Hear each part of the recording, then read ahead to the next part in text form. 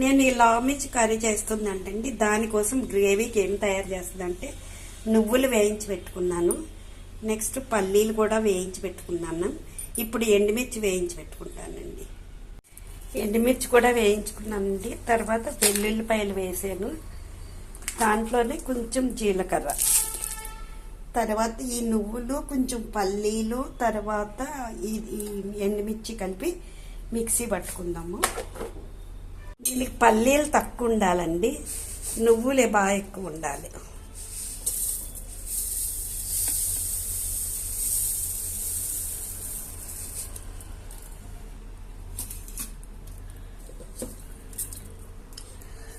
ఆ తర్వాత ఎండుమిర్చి కూడా వేసేస్తానండి. మిక్సీ పట్టేద్దాం దీన్ని. ఇవి మిక్సీ పట్టిన తర్వాత దీంట్లోనే కొంచెం చింతపండు రసము, తర్వాత కొంచెం బెల్లము వేసుకుందామండి.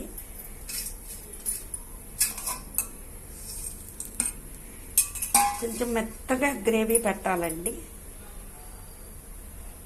గ్రేవీ మెత్తగా అయింది చూడండి. మిర్చి వేయించుకుందాము.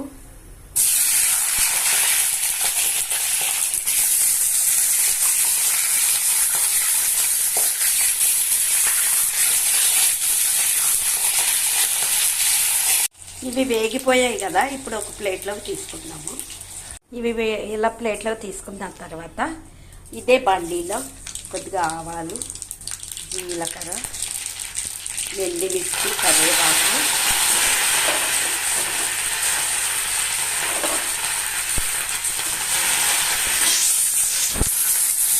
తర్వాత ఉల్లిపాయలు,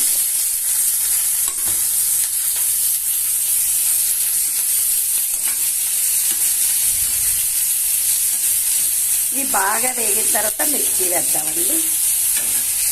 ఇప్పుడు ఇవి వేగిపోయినాయి కదా, ఇప్పుడు మిర్చి వేస్తున్నానండి. మిర్చి వేసిన తర్వాత పసుపు, కారం, ఉప్పు, పసుపు వేసి గ్రేవీ పోసేస్తాను అంతే అండి. ఇప్పుడు పసుపు వేసుకున్నాను, తర్వాత ఉప్పు వేసుకున్నానండి కొంచెం.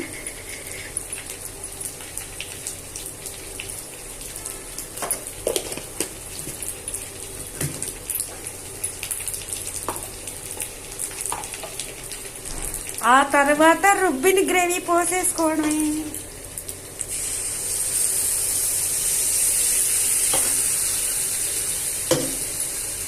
ఇది బాగా ఉడకాలండి.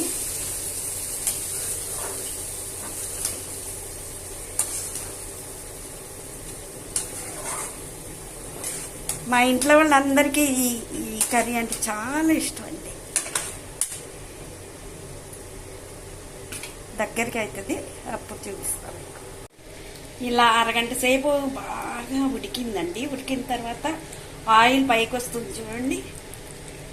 కర్రీ రెడీ అయిపోయింది.